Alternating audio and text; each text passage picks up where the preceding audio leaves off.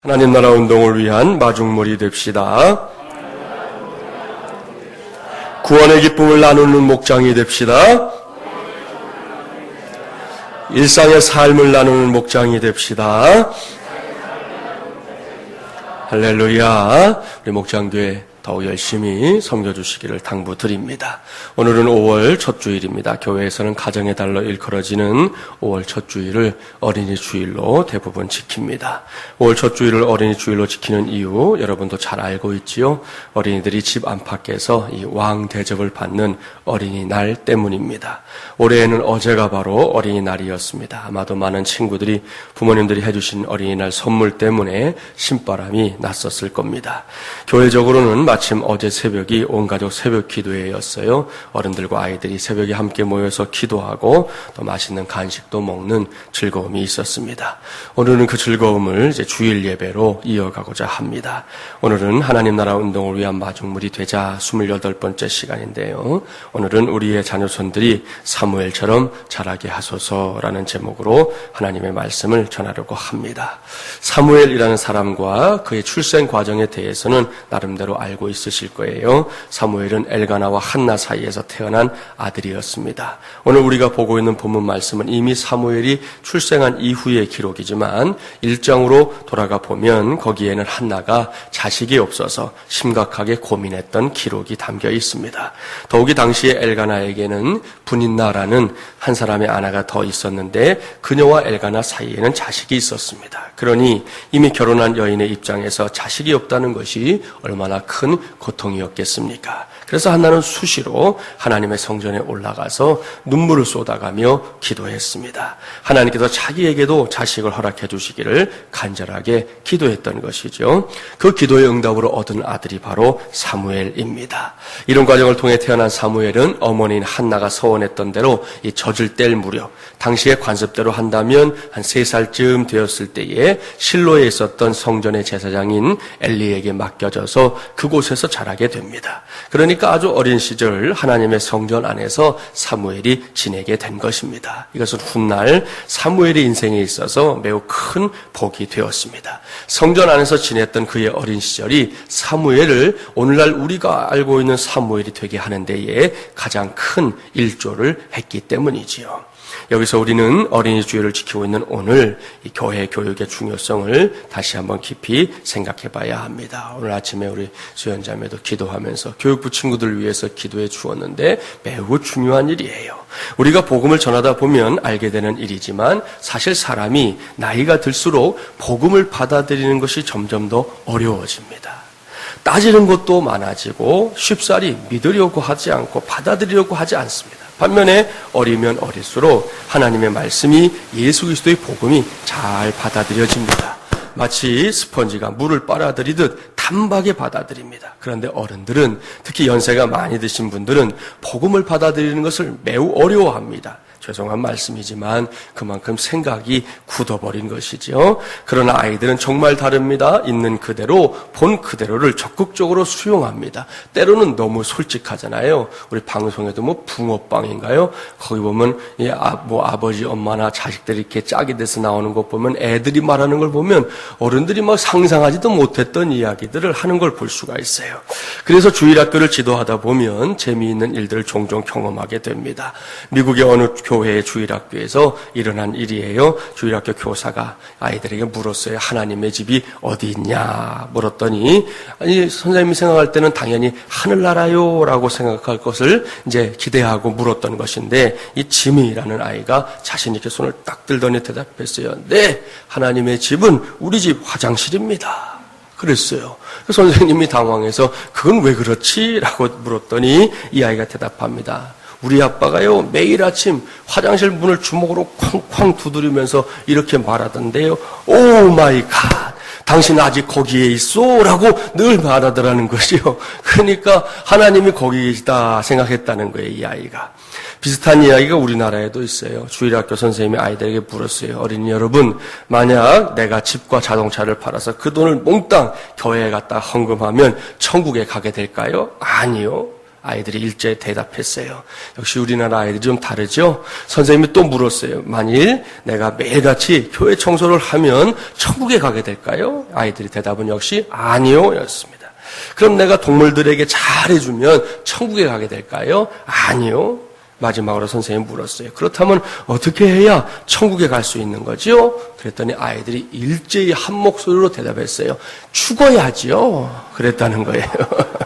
자, 사랑하는 마중물련한 가족 여러분, 이런 것들이 바로 어린아이들의 모습이잖아요. 물론 이 친구들이 다 주일학교 선생님들을 당황하게 만들긴 했지만 그럼에도 불구하고 역시 이 어린이답다라는 생각을 하게 됩니다. 바로 이런 시기에 올바른 신앙교육이 이루어진다면 그 아이들은 그야말로 평생 하나님의 은혜를 누리며 사는 복을 받게 될 것입니다. 오늘 주신 말씀을 보십시오. 지금 제가 전하는 말씀이 그저 허공에 떠도는 말이 아니라 진실이라는 것을 알 수 있습니다. 본문 18절 말씀 함께 봉독해 볼까요? 18절 말씀입니다.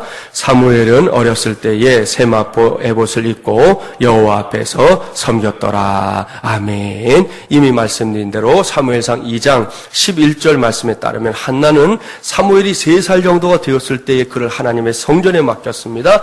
이것은 한나가 하나님 앞에서 서원했던 것을 이행한 것인데요. 그 후에 세월이 얼마나 흘렀는지는 정확히 모르겠습니다. 분명한 것은 아직 사무엘이 어린 나이였다는 것입니다. 그런데 그 어린 사무엘의 모습을 성경은 너무나 귀하게 묘사하고 있습니다. 먼저 사무엘은 이 세마포 에봇을 입었다 말씀합니다. 여기서 에봇이 무엇인지 아시죠? 에봇은 당시에 제사장들이 입었던 일종의 이 앞치마 같은 것으로 소매 부분은 없는 긴 조끼의 모양을 하고 있는 의복입니다. 이것은 제사장들이 제일 겉에다가 입는 공식 이 제사 복장이었습니다. 예, 잘 그림에 설명이 되어 있죠. 당시 에봇에는 2가지 종류가 있었어요. 첫째는 이제 대제사장만이 입는 에봇이 있어요. 이 에봇은 갖가지 아름다운 실로 술을 놓아서 아주 화려하게 꾸며져 있었습니다. 또 하나는 일반 제사장들이나 레위인들이 입는 에봇인데요. 이 에봇은 단순히 이제 흰색의 천으로 만든 세마포 에봇입니다. 사무엘이 입었던 에봇은 대제사장의 에봇은 아니고요. 이 후자에 속한 새하얀 옷으로 되어진 에봇을 가리키는 것입니다. 이러한 사실을 통해 미루어 짐작해 볼 때 사무엘은 비록 어렸지만 이미 제사의 직무에 참여하고 있었다는 것을 알 수 있습니다. 얼마나 귀한 일입니까? 사랑하는 마중물련한 가족 여러분, 사실 어려서부터 우리의 아이들이 어떤 것이든 믿음의 일들을 해보는 것은 매우 중요한 일입니다. 여기서 주일학교, 곧 교회학교의 중요성을 반드시 떠올려야 합니다.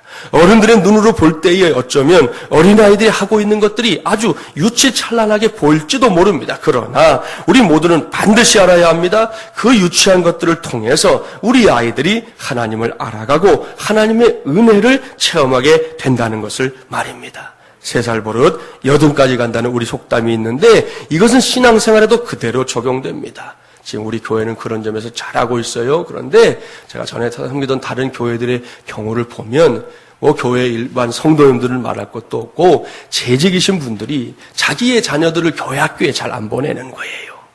여러분, 그렇게 하고 나서 그 아이들이 신앙으로 잘 자라길 기대한다고요?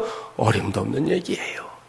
필요하면 따끔하게 가르쳐서라도 교회 학교를 반드시 가게끔, 주일을 반드시 지키게끔 지금부터 여러분 가르치지 않으면 그 아이들이 훗날 주일을 지키는 거예요? 어림도 없어요. 어림도 없어요. 그런데 오늘날 한국 교회가 언제부턴가 교회 학교 교육을 소홀히 하고 세상 교육은 중요시하는 아주 이상한 풍조에 젖어들어서 그것이 자꾸만 교회 안으로 침투하는 일들이 있는데 이제 우리 교회는 지금 잘하고 있으니까 이 지금 분위기를 계속 잘 이어가서 우리 아이들이 교회 학교의 이 교육을 통해서 잘 자라갈 수 있도록 아울러 또 세상의 실력도 함께 갖추어가는 그런 자녀들이 될 수 있도록 여러분 기도도 해주시고 또 훈육도 꼭 해주시기를 부탁을 드립니다. 이 둘의 교회를 심호하시다가 이제 작년에 은퇴하신 김진홍 목사님이라는 분 아실 거예요. 청계천에 살던 빈민들을 구원하겠다는 일념으로 당시에는 이제 활빈 교회를 세우신 목사님이신데요. 김 목사님 1970년대 정부에서 판자촌 철거 계획을 발표하자 청계천에 살던 빈민들을 이끌고 나가서 남양만에 남양만에 정착해서 1986년에 남양만 둘의 마을을 열고 최근까지 사역을 계속 하셨던 것입니다. 그동안 참으로 많은 어려움과 난관이 있었습니다. 그럴 때마다 하나님의 도우심으로 지금의 둘의 마을 사역을 감당할 수 있었고 이제는요 해외에까지 그 사역의 지경을 넓힌 상황입니다. 이러한 사역의 출발점이 되어준 남양만에 정착하던 초창기 이야기는 들으면 들을수록 가슴이 찡하고 눈물이 날 정도의 일들로 채워져 있습니다. 아시는 대로 남양만은 서해 바다를 막아 만든 간척지 아닙니까? 그렇기 때문에 이곳에서 농사를 진다고 하는 것은 결코 쉬운 일이 아니었습니다. 나름대로 청운의 꿈을 안고 남양만에 정착한 철거민들이 농사를 지어보겠다고, 그래서 좀 사람답게 살아보겠다고 팔을 걷어붙였지만 어렵게 간척지에 심은 벼는 며칠을 견디지 못하고 시뻘겋게 타들어가 죽어버렸습니다. 무엇 때문인지 아시죠? 이 염분 때문이었어요. 비록 바닷물의 유입을 막아 사람들이 걸어다닐 수 있는 땅을 만들긴 했지만 그 땅이 아직까지 소금 땅이었기 때문에 그곳에서 벼가 살아남을 수 없었던 것입니다. 그래서 어떻게든 끝까지 해보겠다고 있는 돈 없는 돈 다 모아서 벼를 사서 심고 또 심었습니다. 그러나 그러한 사람들의 마음을 전혀 모르는 듯 벼는 심는 족족 다 죽어버렸습니다. 맨 마지막에는요, 이웃 마을에 몰래 숨어 들어가서 그 마을 사람들 심어놓은 벼까지 훔쳐다가 심었다고 그러더라고요. 이렇게까지 해놓고 마을 사람들은 그 벼들이 살아남아 주기를 간절히 소원했습니다. 마을 사람들 중에서 믿음을 가진 사람들은 하나님께 기도했고요. 그렇지 못한 사람들은 그냥 막연히 하늘을 향해 빌었습니다. 속이 타기는 목사님도 매한가지였습니다. 그래서 늦은 밤에 잠을 이루지 못하다가 문득 교회에 가서 기도해야겠다는 생각이 들더랍니다. 서서히 타들어가고 있는 논을 안타까운 마음으로 바라보면서 교회를 향해 걸어가던 중이었습니다. 논둑 어디에선가 두런두런거리는 소리가 들리는 거예요. 무슨 소리인가 해서 다가가 봤더니 이 주일학교에 나오는 어린 녀석들 몇이 논둑에 모여서 기도를 하고 있는 거예요. 그 아이들이 이렇게 기도하고 있었습니다. 하나님, 오늘도 벼가 타들어간다고 아빠와 엄마가 울상이에요. 이번에도 벼가 죽어버리면 우리들도 여기서 더 이상 살 수가 없대요. 하나님, 이곳에 비가 내리게 해주셔서 저 벼들이 좀 살게 해주세요. 네, 꼭 좀 살게 해주세요. 김 목사님은 아이들의 기도 소리를 듣고는 목이 메었습니다. 그 길로 교회로 달려가서 기도했다고 합니다. 하나님 아버지, 저 아이들의 기도 소리 들으셨죠? 저 같은 어른들은 세상의 때도 많이 묻고 지은 죄도 많아서 그런 저희들이 기도하면 혹 하나님께서 들어주고 싶지 않으실 수도 있습니다. 하지만 저 아이들, 저 순수한 아이들의 기도에 하나님께서 응답해 주시지 않으신다면 제가 앞으로 이곳에서 어떻게 목회를 하겠습니까? 하나님 아버지, 저 아이들의 기도를 들어주시옵소서. 참으로 가슴 짠한 기도였습니다. 이렇게 아이들이 기도하고 목사님이 기도했으니 그 결과가 어찌 되었을까요? 하나님께서 그 밤에 응답해 주셨잖아요. 당시 비가 올 수 없는, 결코 올 수 없는 상황이었는데 비가 내렸습니다. 그것도 아주 폭우가 내려서 간척지의 염분을 단숨에 다 쓸어내려 버렸어요.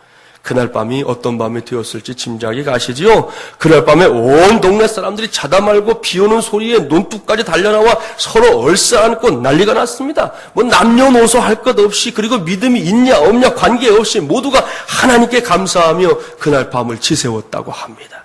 목사님은 쏟아지는 비를 맞으면서 그 아이들을 끌어안고 아이들의 기도에 응답해 주신 하나님께 감사했습니다. 할렐루야. 이 일이 있고 나서 몇 해 뒤에 그 활빈교회 이야기가 KBS에서 드라마로 이렇게 찍게 되었어요. 그 이야기를. 원래 제목은 목사님이 그 당시에 냈던 책 제목대로 내가 새벽을 깨우리도다 였는데 뭐 그 제목이 너무 종교적이다 해서 뭐 회의 끝에 바꾼 제목은 새벽을 깨우는 사람이라는 제목으로 이제 단편 드라마로 만들어졌어요. 그런데 재미있는 것은 이 드라마에서 뭐 다른 것보다도 그 비가 쏟아지던 밤이 그게 클라이막스 아닙니까? 그 장면을 이제 마을 회관에 사람들이 모여갖고 TV를 통해 보다가 말고 마을 사람들이 목사님에게 이렇게 말했대요. 목사님, 저게 뭡니까? 너무 시시합니다. 우리가 저렇게 시원치 않게 좋아했던가요? 저 장면은 우리 모두가 가서 찍을 건데 그랬습니다. 그랬다면 우리가 더 잘할 수 있었을 텐데요. 그랬다고 그래요. 사랑하는 마중물야란 가족 여러분, 이런 일들을 우리 아이들이 믿음 생활을 하는 가운데 단 한 번만이라도 체험한다고 생각해 보자는 거예요. 당장 아이들의 눈빛이 달라질 것입니다. 생각이 달라질 것입니다. 그들 안에 심겨져 있는 믿음의 씨앗이 얼마나 멋지게 자랄지 기대가 되지 않습니까? 이제는 이런 일들이 우리 마중물려란 공동체 안에서, 특별히 우리 교육부 안에서 왕성하게 일어나게 되기를 주님의 이름으로 축복합니다. 요즘 우리 시대의 화두 가운데 하나는 아마도 이 문화라는 단어일 것입니다. 문화가 무엇인지 아시죠? 문화에 대해서는 수많은 정의들이 있는데요. 가장 기본적인 정의를 말씀드린다면 문화란 사회 구성원에 의해서 습득, 공유, 전달되는 행동 양식이나 생활 양식의 과정 및 그 과정에서 이룩하여 낸 이 물질적, 정신적 소득을 통틀어 이르는 말이라고 할 수 있어요. 너무 복잡하니까 쉽게 설명하면 시간과 역사를 통해 축적된, 자꾸만 쌓여진 인류의 생활 방식, 그게 문화다, 그렇게 말할 수 있어요. 최근 들어 우리 사회를 들여다보면서 문화적으로 생각하게 되는 것 중에 하나가 뭐냐면 이 여가 문화라는 것입니다.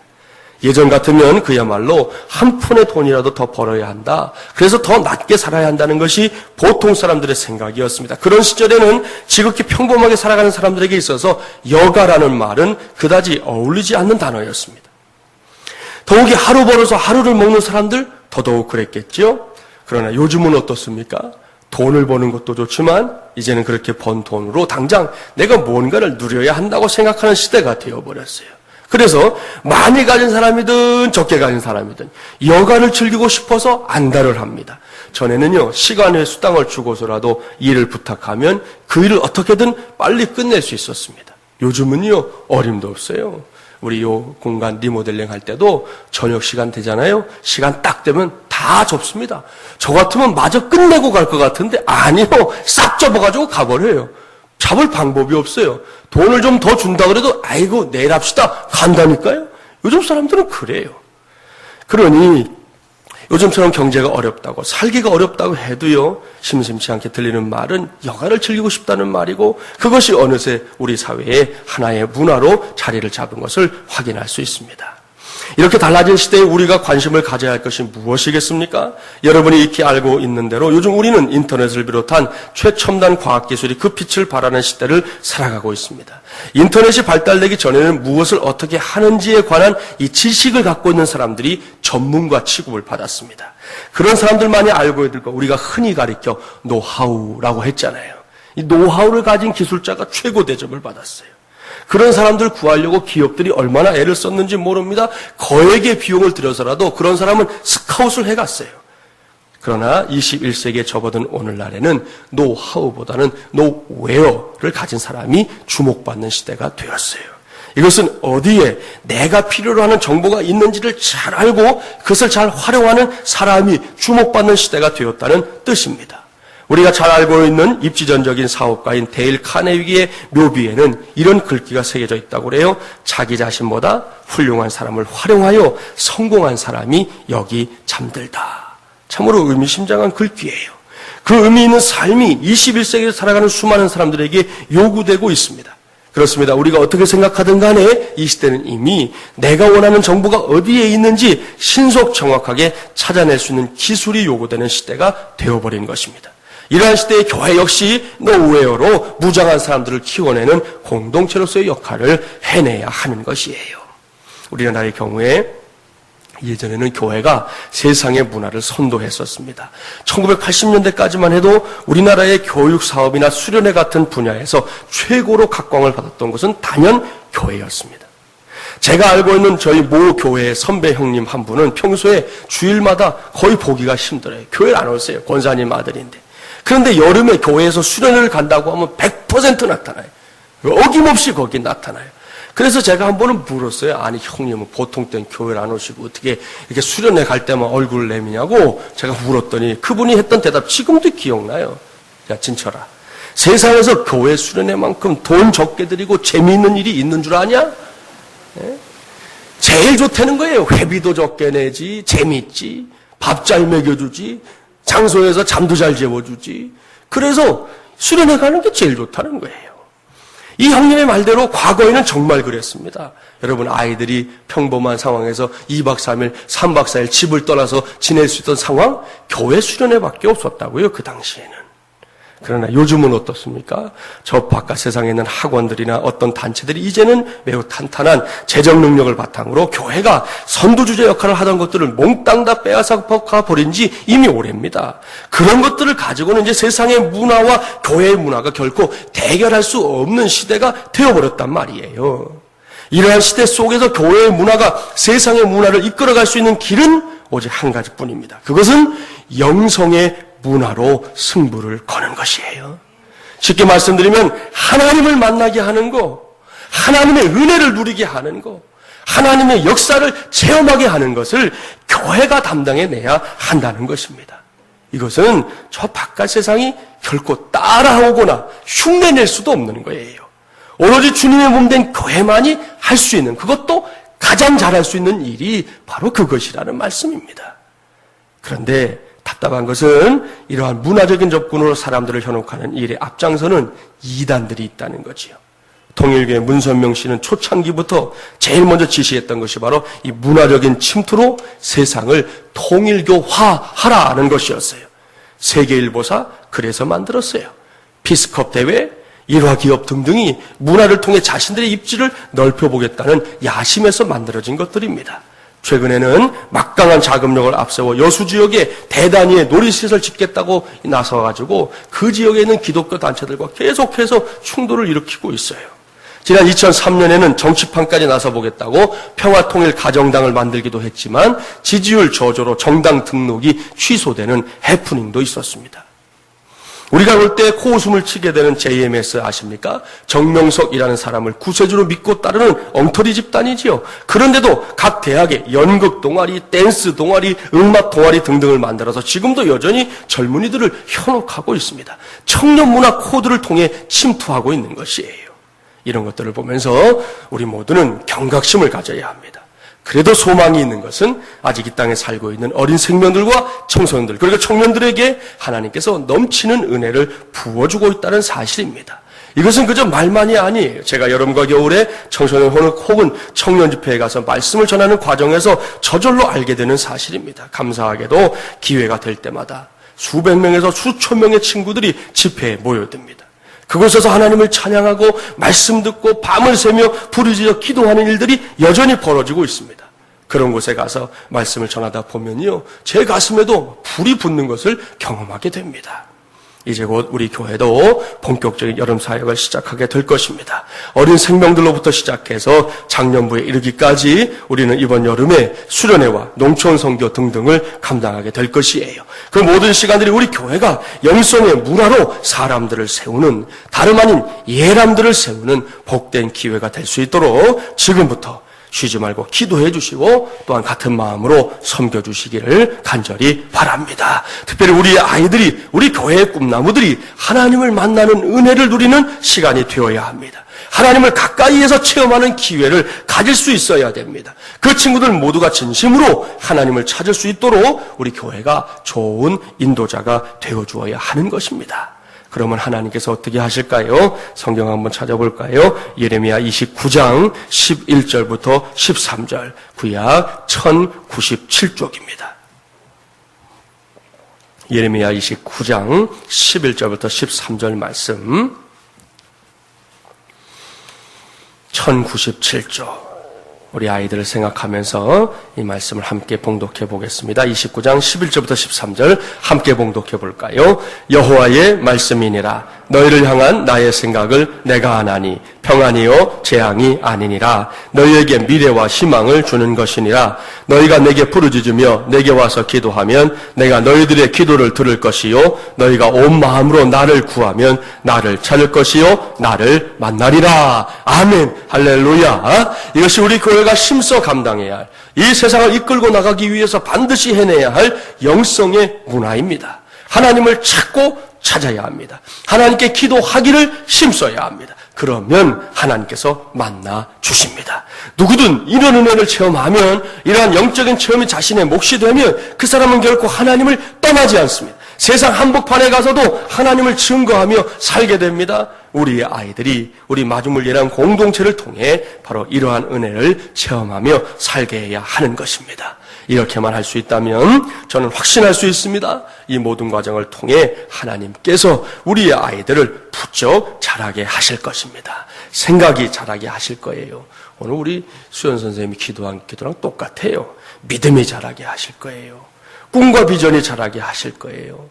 무엇보다 우리의 아이들을 사무엘처럼 자라게 하실 줄 믿습니다. 이런 이유 때문에 여름 사역이 시작되려면 아직 시간이 남아있음에도 불구하고 어린이 주일인 지금부터 여러분에게 기도를 부탁드리는 것입니다. 다시 본문을 보십시오. 사무엘이 하나님의 성전 안에 머무는 동안 하나님을 만나는 체험을 하면서 1살, 2살 나이를 먹으며 자라고 있습니다. 얼마나 기쁘고 행복한 일입니까? 어디 그뿐입니까? 본문은 계속해서 말씀합니다. 여호와 앞에서 섬겼더라. 얼마나 귀한 믿음의 표현입니까? 그저 갓 3살 즈음부터 하나님의 성전 안에서 자라난 사무엘이 세월이 흘러가면서 아주 늠름하게 하나님을 섬기는 사람으로 세워져 가고 있다는 말씀이에요. 다음 장인 사무엘상 3장 말씀은 그렇게 자라난 사무엘이 하나님을 직접 만나게 되는 역사를 기록하고 있습니다. 어느 날 하나님께서 사무엘을 부르십니다.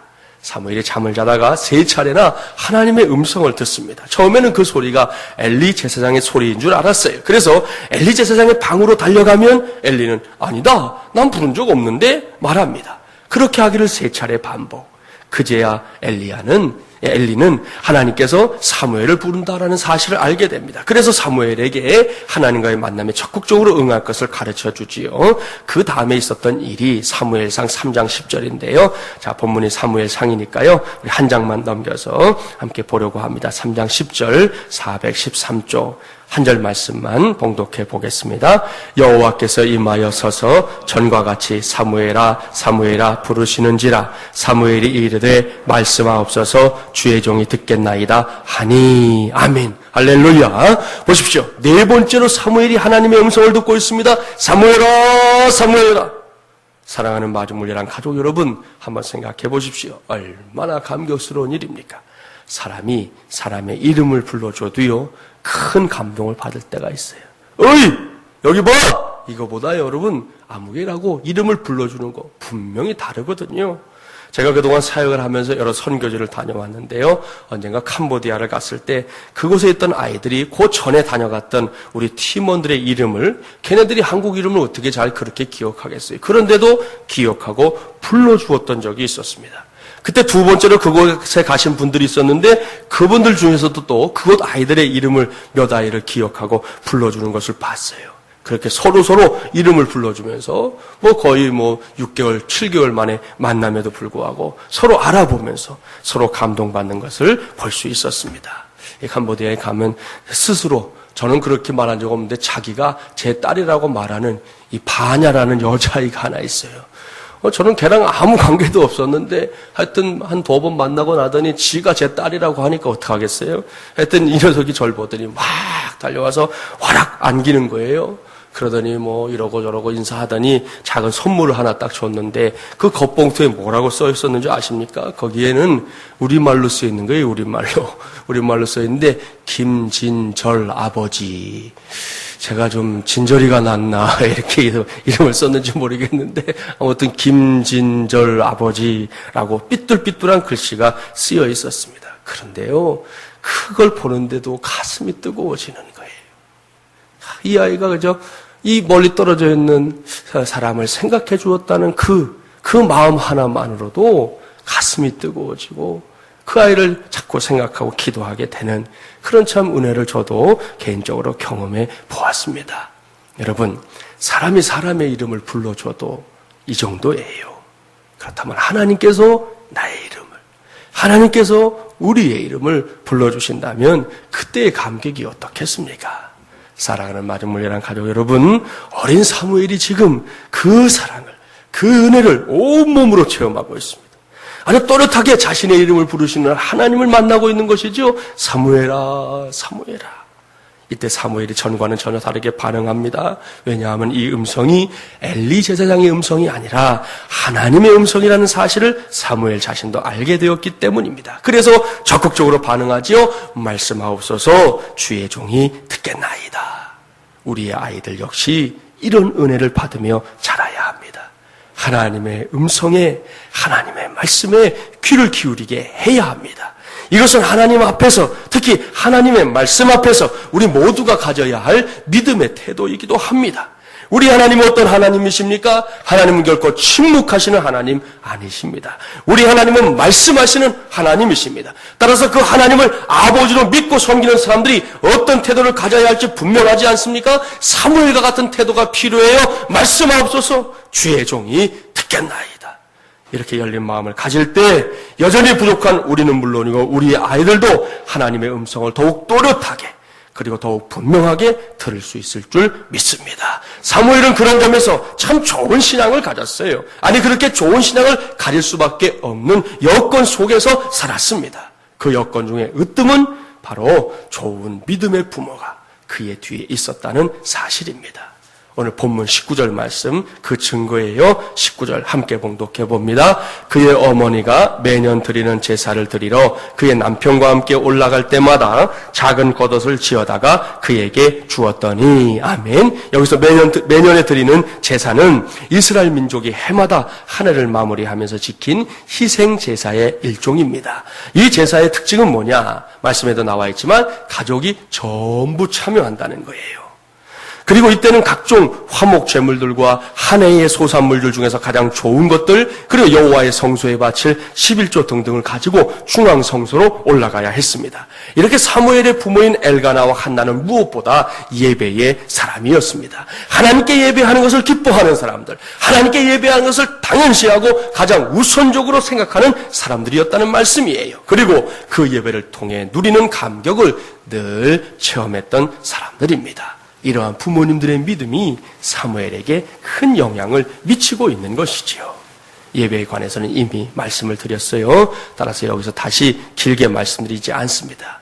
간절한 당부만 말씀드립니다. 저와 여러분이 먼저 예배에 성공하는 사람, 예배의 감격을 누리는 사람들이 되기를 주님의 이름으로 축복합니다. 그러면 우리의 자녀손들이, 우리의 아이들이, 우리 교회에서 자라고 있는 그 꿈나무들이 우리와 마찬가지로 예배에 성공하는 사람들이 될 수 있습니다. 그리고 예배의 성공은 곧 인생에서의 성공이 될 줄 믿습니다. 사무엘의 가정이 바로 이런 경우에 속하는 가정이었습니다. 부모인 엘가나와 한나는 하나님께 예배하기를 기뻐하는 사람들이었어요. 그들의 아들인 사무엘 역시 하나님 앞에서 예배자로 살았습니다. 그러니 하나님께서 보실 때 이 가정이 얼마나 귀하고 사랑스러운 가정이었겠습니까?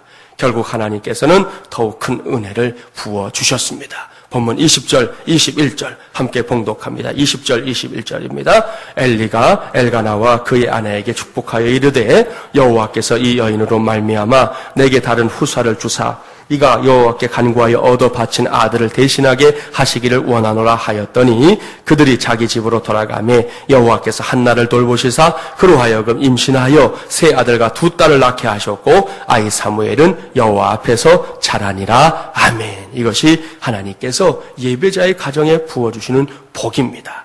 그동안 자녀가 하나 없어서 거의 매일 눈물로 지냈던 한나이지 않습니까?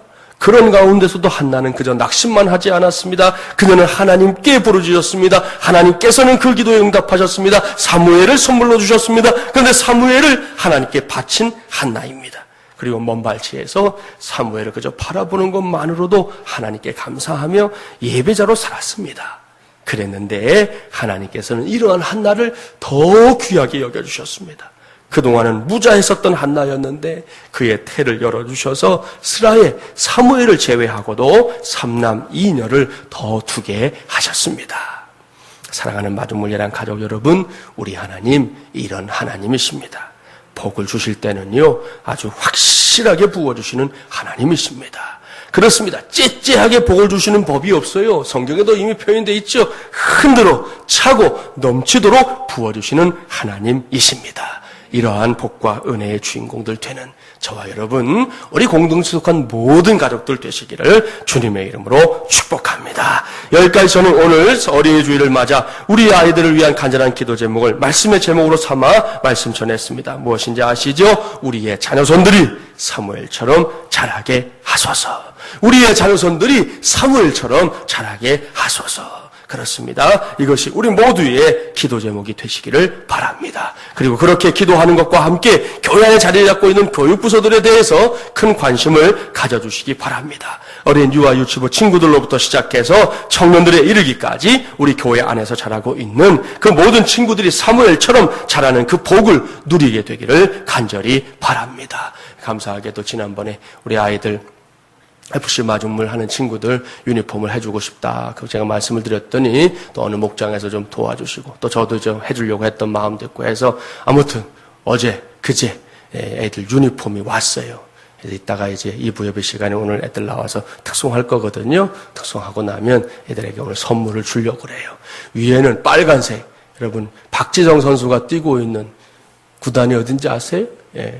그 구단 딱 찍혀 있고 한쪽은 FC 마중물 찍혀 있는 그런 유니폼. 그쪽은 아니지만 하여튼 애들 기분이라도 좋으라고 그렇게 해서 위에는 빨간색, 아래는 하얀색. 어제는 이제 어린이날이라 애들이 운동을 못 했는데 돌아오는 토요일에는 애들이 가서 이제 뛸 거예요. 가서 사진도 찍어주고 영상도 찍어서 홈페이지도 올려드릴 테니까 여러분 하여튼 보시면 많이 축복해 주시고 기도해 주시기 바랍니다. 또 그 외에도 뭐 어느 집사님, 어느 권사님 뭐 이렇게 해서 오늘 보니까 애들이 선물이 많더라고요.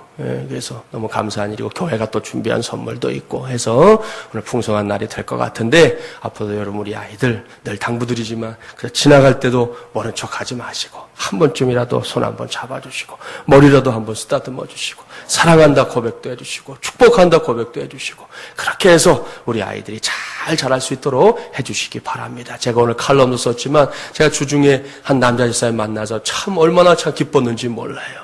우리 아이들이 교회를 좋아한다는 거예요. 이 얼마나 감사한 일이에요. 사실은 뭐 지금 우리 교회 여건이 애들이 그렇게 좋아할 만한 게 좀 있을까? 이럴 수 있지만 그런데 애들은 좋다는 거예요. 그러니까 여러분 우기지 마세요. 우리 교회 안 좋지? 이런 거 물어보지 마세요. 여러분 우리 교회는 좋은 교회예요. 애들이 좋아하는 교회. 아이들이 얼마나 좋아하는지 교회를 가고 싶어하고 어제도요 어린이날 아닙니까? 어린이날이라서 부득불 축구도 쉬고 예람퀴즈도 쉰다 그랬더니 이놈들이 말이죠 새벽에 나온 놈들이 왜 쉬냐 이거예요. 축구를 해야 된다 이거예요. 자기 삼촌이 어디 놀러 가자고 얘기하는 그것도 안 가고 나는 왔다 이거예요. 왜 축구를 안 하냐고. 어제 새벽에 아주 힘들었어요 그 바람에. 여러분 애들이 그렇게 교회를 좋아하네. 얼마나 감사한 일입니까? 우리가 이런 교회 하나님이 주신 이 영적인 분위기를 잘 세워서 우리 아이들이 이곳에서 행복하게 자라가고 그 기억이 이들이 자라서는 더 행복한 추억을 이어가는 그런 복된 역사가 꼭 있게 해주시기를 당부드립니다. 그래서 우리 모두가 그들을 위해서 기도해주고 또 때로는 물심양면으로 힘을 실어주는 좋은 동역자들이 되어주시기를 주님의 이름으로 간절히 축원합니다. 기도하겠습니다.